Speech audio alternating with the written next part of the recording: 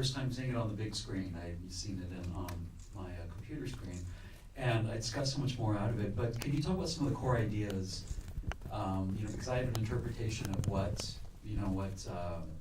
got much more. This is a young woman sort of weighing her life choices. She's very young, and these are decisions that she has to make in a new place. But can you talk about some of the core ideas that sort of are driving it? Core ideas means like general, the main ideas. Right. Okay. I really still don't know how to say that, but I can tell you about the starting point of the film. The starting point was that I happened to live in Buenos Aires already for 3 or 4 years. I still live in Buenos Aires, but I'm German. And you see, I make films with very small budgets, so the logic thing is to work with what I have around. But I didn't feel prepared to direct Argentine people in Spanish, which is a language that I speak, of course, and which is my new daily life language. But there are so many fine parts that I don't get. So I just didn't know where to start to make films in Buenos Aires. So then I thought, okay, then I just have to get another foreign woman and work on our perspective on the city and work on our problems with language. So this was the starting point. So I used to teach German as for paying my rent in this language institute you all know by now. And I asked them to meet the students that were studying Spanish. And this is how I met Chauvin. And then a very long process started because I was interested in writing a film about topics that were interesting me, but her life was the material I like the raw material I was using for my script. So it was a very long process of getting to know each other, getting to know each other's lives, starting to write a structure, a script, and at some point starting to rehearse with her because she's not an actress, and trying really to find out what could be her approach to acting. And something very crucial at the beginning was that when I was casting persons, I saw this Chinese theater play that the Chinese Spanish students did at the Language Institute in Spanish, but they hardly spoke any Spanish at that moment. So you could really see that some of them didn't understand the sentence they were saying, but learned them by listening to the sounds.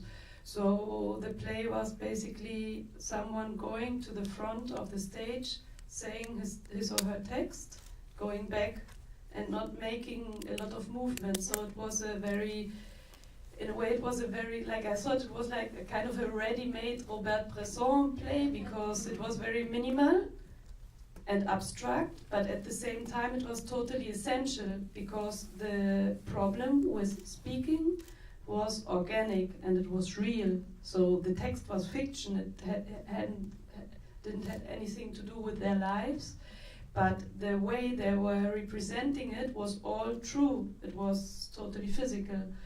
And I thought, this is very interesting. I want to make a film that has this kind of tone, like something between, like where we really go to the real, like where the problems with language are real and physical, and this kind of mixture of fiction and realism. Yeah. How did you find your actor? She's wonderful, and your directing style is so. It's like seeing when I saw Jarmusch for the first time in the 80s. Can you talk a little bit about how you found your actors, or was this your life that she was enacting, or was this autobiographical on her part? It's very much her life, mixed mixed a little bit with my experience, but it's mostly her life.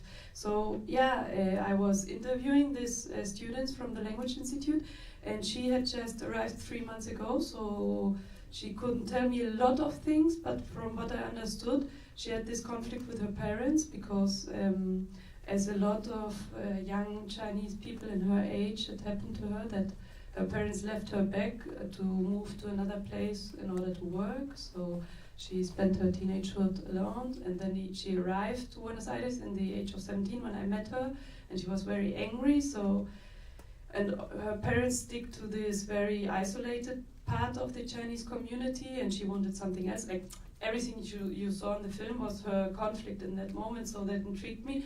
And at the same time, I found her presence in front of the camera just very strong. Yeah, so I proposed to start working together, and then yeah, I wrote the script based on her life, but also, for instance, yeah, I mixed a little. For instance, there's this cat, no, and that was actually a story another Chinese girl told me, who was very different to Chaobin. Because she came alone, she missed her family very much and she felt very alone. So she told me that she was going to the botanical garden of Buenos Aires, where there are a lot of straw cats, trying to catch a cat. And I found that funny and touching at the same time. And also I totally understood her idea of wanting a cat at home, because I also got a cat. After 2 or 3 years alone in Buenos Aires. So I told it to Chaobin, and she told me, but why should I have a cat? I have to take care of myself, and it's so difficult to take care of myself. Why should I take care of an animal? And this really illustrates a little bit our relation, because our work, like we got really intimate, and I think what made this possible was our compared experiences as foreigners, where it doesn't matter that she's from China and I'm from Germany and she's from a lower social class as I am and so on, but still there are these universal things about language, so that made possible that we got really close and could work together. But at the same time, I knew from the beginning that there were parts of her life that I could never understand, and that was really exciting for me, like to work with someone and work with this dynamic of intimacy and being total strangers one for the other. Wonderful, thank you. Any questions? Yes.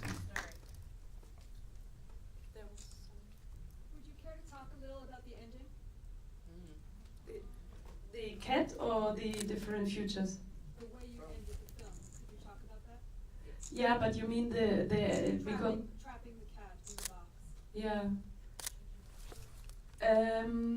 Yeah, I mean, I just talked about the cat that was like an element that someone else brought into this universe while writing, and at the beginning, yeah, I knew that the film would be structured by the language classes.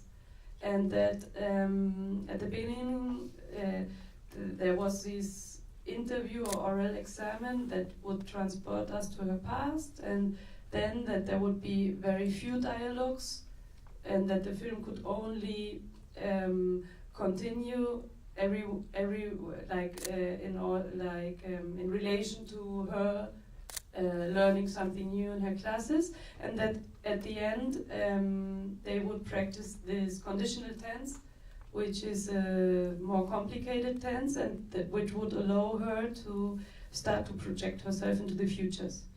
So I told her this idea, and the same night she sent me an email with future 1, future 2, future 3, future 4, which are the futures we filmed basically. And the cat was one of these I mean, we are working with a lot of elements in the film that are repeated and varied, and the cat became one of these elements. And in my first version, the cat was at the beginning, of the film, and the end was in India. But then I thought that the end in India was somehow kind of a happy ending, which was strange for this film, because it's her life, and she's 21 now, so life continues, and the relationship with Vijay was always very ambiguous, and actually they split up in the meanwhile, so it felt like wrong to have such a clear, happy ending. So I just took the cat from the beginning to the end to have an open ending, and I told her a few days ago that in every Q&A they asked me about the ending, and she said no, but it's the only possible ending, because how could there be not an open ending, because life, like the film ends and the life continues. Yeah. Somebody over here, this gentleman. Hi, thank you. I love your movie. I'm Argentinian. Yeah, and I just came from China last week. So when I grew up in Argentina, I used to go to the supermarket, Chinese, and I always was like, who is these people? Why they speak in Chinese? So was very confused. Now that I was in China and I understood nothing, so your movie really touched me, because I came back from a very different feeling. But I don't live in Argentina anymore. But our country is very conservative with the immigrants. It's not very open. How do you, because you're German, right? Yeah. You're Argentinian. So how do you feel then when you talk then about your movie? Because for us, you know, the Chinese communities, they live separate, completely isolate, so we don't interact. So basically it's two bubbles, two different worlds in one country. Yeah, we will have the premiere only at the end of November in Mar del Plata Film Festival, so there was no screening in Argentina yet. But the process with the people. Yeah, the whole crew was from Argentina, and all the people around us who knew that we were working on the film were very curious, because it's still like this, like the Chinese community is very separated from the Argentines, so everyone was very intrigued, and in the crew everyone was really happy to get into it, and it was like, my feeling was that, like, Chaubin helped us a lot. Like in the moment, Chaubin was part of the crew, and she really was. We went to supermarkets together and asked for shooting there, and it was possible because she talked in Mandarin to the people, and everyone said yes. So it was very easy. We just needed someone inside our team who could talk to both sides. Yeah. So yeah, it was surprisingly easy. Thank you. Thank you. Okay, sorry everybody, but we will be in the lobby or outside. If anybody has any further questions, please give it up. Thank you. Beautiful film, don't forget to vote.